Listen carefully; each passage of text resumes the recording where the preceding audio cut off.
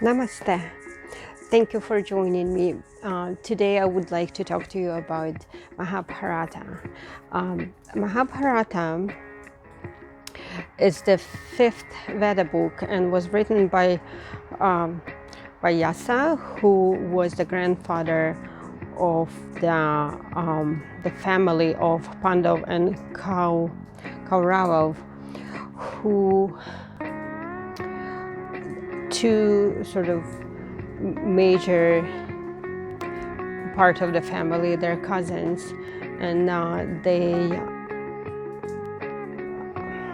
had an argument, obviously, over the land and over the actions of one family towards another, and this ended up in a huge 18 days battle between the family members. It's one of the major Sanskrit epics of India. Second one is Ramayana, and it's one of the longest one and one that claimed to have everything in it. So I was quite interested to read it, and now I want to share it with you, a view on it, my own view, and how I kind of understand.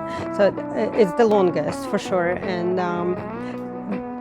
there are many explanation of how to understand, how to read Mahabharata, and because I read it myself, I think I'm entitled to have my own opinion, and this opinion of mine I will be sharing today with you.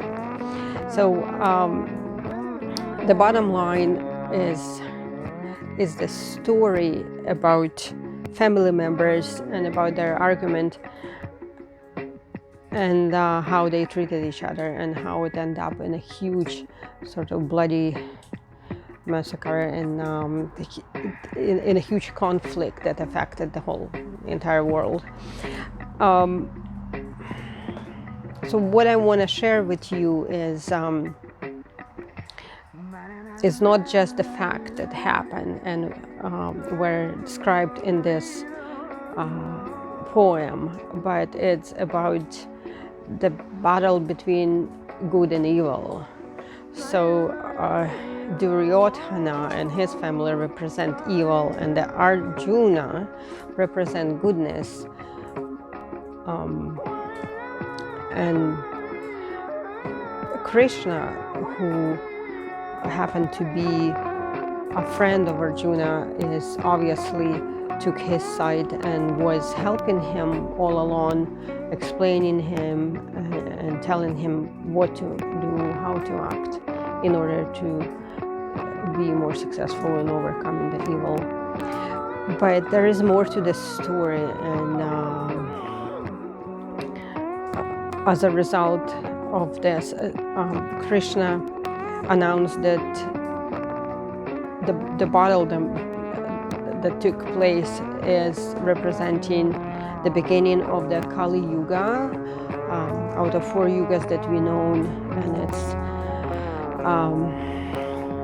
the Iron Age and the Iron Era, the worst of them 4, and this is the time that you and me are living in.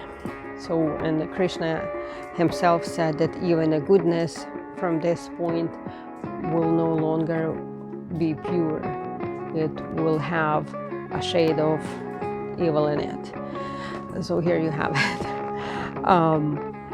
So how this story started.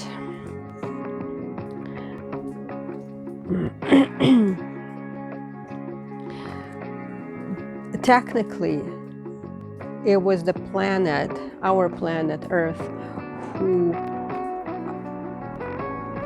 was asking gods and greater spirits to help her, because there are too many people and they're doing a lot of harm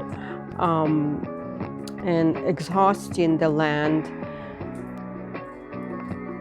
and producing so much negativity and evil that she can take it anymore, and she needs help. So the gods decided to help her. And what they did, they actually used people to destroy people. So their great plan was to give people a weapon that must destroy people on the planet. And I kind of draw the similarity between what happened then and what's happening right now, and I thought it will be worth sharing with you. So technically, it's all started with the planet Earth complaining that we are no longer manageable, and the planet itself is not enjoying us to be here. So this is how it started. So also gods decided that the family, the Duryodhana family, represent evil, and because evil is taken over and it's too many evil going on and not too much of a goodness happening, that it's time to interfere and get that balance back and get that sort of equality and pureness come back and cleanse the planet, if you wish. So here you have it. Planet tired, gods agreed to help, and that is what happened. The plan was to make people hate each other and destroy each other, and this is how I look into Mahabharata. It's not just the dispute between two families. It actually represents the whole humanity, and this what took place. The battle itself, and I'm not going to go into details what happened, but like in a few words, definitely it was over the land, it was over the disrespect, and it was over the choices, poor choices, and cheating, and what's not. So the two parties got upset with each other, and they hated each other. So technically, in order to restore the righteousness, it was decided to start a war, to start a battle. And it was so massive, it was so bloody and terrible that many died. And from one part of the family, from Arjuna's family, was seven warriors left, and from Duryodhana family only 3 warriors left. And it's just, while you're reading it, how many people die and how, your heart cries, because you know it's not worth it. You know it should not be like this. Even Arjuna cried. He didn't want it to fight, and in Bhagavad Gita he asked Krishna to help him to stop this, because he didn't want it to kill masses of people. He didn't want it to destroy his family, even the evil side of the family. He didn't want it to. He knew how it's going to end. But Krishna convinced him into doing what's need to be done.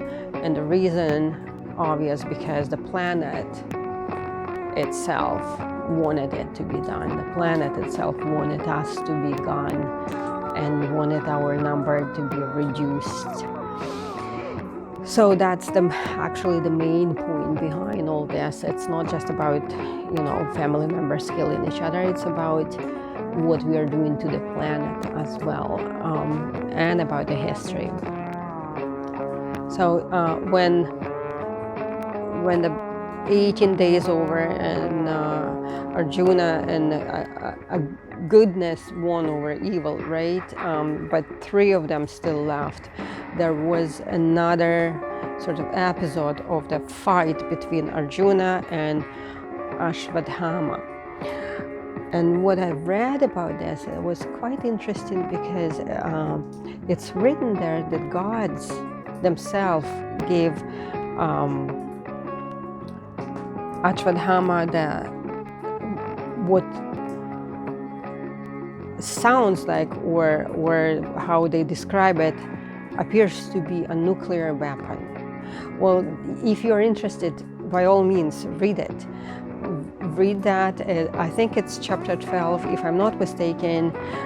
I might be wrong, I don't remember, but it's at the very end almost, how those two had a fight, and Arjuna was given that weapon as well. So both of them had something that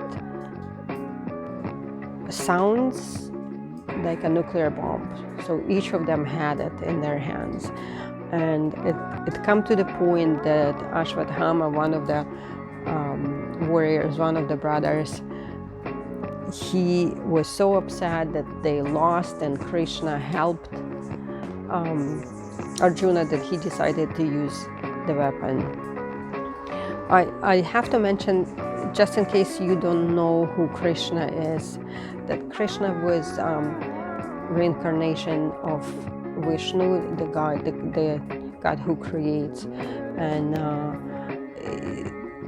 throughout the human history, Vishnu was using avatar and was sort of reincarnated many times, and will be the 10th time is yet to come for the Vishnu to come again to restore the peace and restore the order. So at that time it was in Krishna, in his body, that the Vishnu himself was in.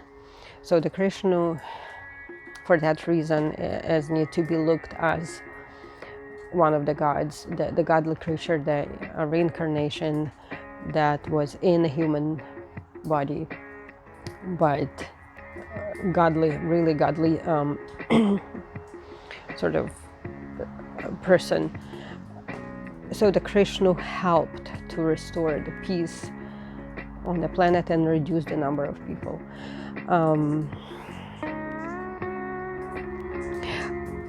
They both were given the instruction not to use it where mortal people are. So what does it tells me? It's actually quite interesting, because knowing that we are the fifth race, and I already spoke about that in my other videos, that I read many other books about the race and evolution of human beings, that we are the fifth race, and before us there were Atlanteans who were tall, and they possessed more knowledge than we are. And when their time was done, they were destroyed, and we don't know how. So we are the fifth race. We are not close to gods. Gods don't give us a weapon. Gods don't talk to us. They don't even come to the planet anymore. I don't think I haven't seen one anyhow. Anyhow, so I think the family in Mahabharata, those two families, they were belong to that fourth race of people who were tall in size, and again, gods themselves gave them the weapon to destroy each other, pretty much. And the instructions not to kill the mortals, it was not to kill us. And I think we already started to be there. We already been nearby as a small groups, and we were shorter, and we did not possess that knowledge. We did not possess the qualities that they possessed. We couldn't build the way they are. We couldn't use the elements the way they were using, and I'm talking about the air, water, and other 4 elements that fire and so on, and earth. So the instruction was not to kill us for the reason, I think, because we were to replace them when they're gone. And this is what happened. That's why we are here, but we can still find the evidence of the very tall people living on the planet. Archaeologists still finding the like 2-3 meter skeletons, and the structures that we still have on a surface that obviously were not built by us. And many of them in India. Next time we are going there, I will try to show you, and we can look into it with the sort of thought of, could we build something like that? Could we recreate what was built ages ago? So anyhow, back to Mahabharata. The Ashwadhama used the weapon first. So it's written in a way that it's almost was on a like end of his fingertip. Like he just sort of sended that weapon that would destroy everything around. He just casually was like, okay, fine, if we're gonna lose, then everyone is dying. And it just went poof. And Arjuna decided to use it too. So 2 nuclear weapons, it looks like, went off. And as a result, what's written there, and it seems like it was a nuclear weapon, because it's written there that the blast so bright as hundreds of suns appeared, and Earth was not able to produce anything for the next 12 years, and people were dying, and those unborn also were dead, and there are so many illnesses and unwell, and people were dying later after. So it just tells me that it's pretty much represents the weapon that we already have on our hands, and if we to use it, this is what's going to happen to us. In the poem, Arjuna then, when realized what they've just done, he was very sorry. Mind you, they both were very sorry, and realizing what kind of damage they did to the humanity and to people and to planet, they both were sorry. But Arjuna had that ability to recall his actions back, his bomb back, and he did. He consulted with Krishna, and somehow he sort of took that back inside, and have no idea what happened, but I think they might have some sort of code to put back on and disable the bombs. I don't know, but it's actually written really clear that this is what happened. The other guy, Ashwadhama, was not able to do that. So Krishna and Arjuna had to sort of minimize the damage as much as they could. However, many died, and considering that all this started with a complaint of the planet, that planet cannot take it anymore, and number of people needs to be reduced, and the damage needs to be stopped. I wanted to sort of share with you that if we will continue to do what we do here on the planet, the second Mahabharata will happen, and the second war, and the second battle will take place, and gods will do everything to get us off the stage, and it will be the end of the race, number 5. which is you and me. I don't want that to happen. And considering what's going on today on a political arena, where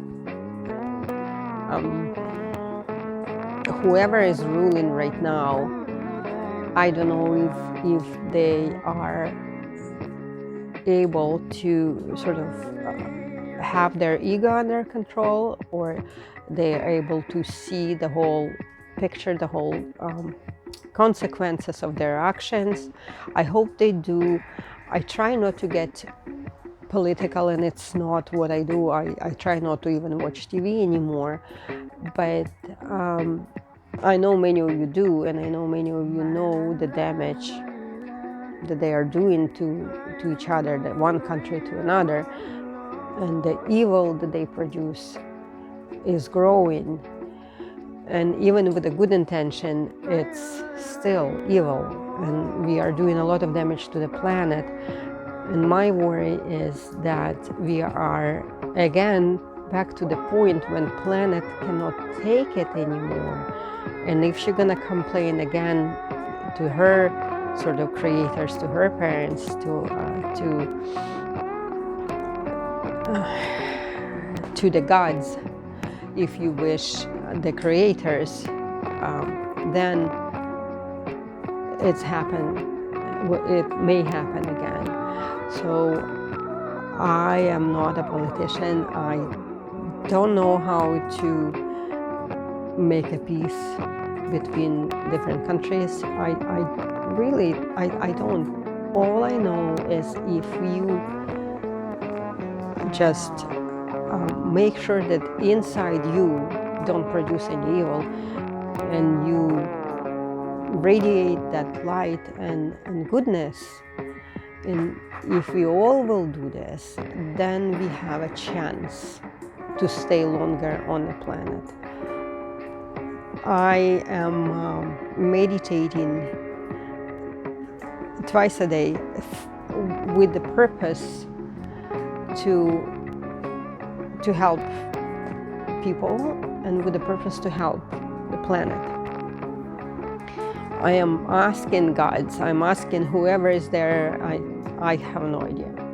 I'm yet to find out. I'm trying to learn who is my creator, but I do ask twice a day to help us to figure out how to reunite, because we are divided in small little countries, and that's exactly what evil does. It's divide and rule. So this is what's going on today on the planet. So I want us to be united and be one and be happy and be decent and love each other, not hate each other, because this planet is not entirely belong to us, and we shouldn't be thinking territorial. We should think global, that this is our home and we need to help it, and we need to keep it clean, and we need to keep it safe. So by meditating or praying, if that's what you do pray for humanity, you pray for us not to step into war again and not destroy each other, because this is what may happen. And this is, I know many people don't want that to happen. We just want to be on the planet and enjoy every day. So I'm just asking you to improve your space, help yourself, and help at least one person that nearby, and spread that goodness, spread that good positive energy, bring the light to someone else's life, and hopefully it will improve our life, it will improve your life, and it will help us to realize that we are just people, and we're all brothers and sisters, and we don't need to be at war all the time and hate each other. We can love each other and respect each other and be grateful and be polite and be lovely to each other. And that's what I want. That's what I'm trying to do, and that's what I'm doing. So Mahabharata is a good example of what happened and what may happen again. So if we are not ready to sort of leave the stage for the race number 6, I think we should consider changing what we are doing, and we can start within ourselves. Well, if you have any questions, write them to me, let me know, let's have a discussion. If you like what I do, sign up and share with your friends. And thank you so much for watching. I will see you next time, and namaste.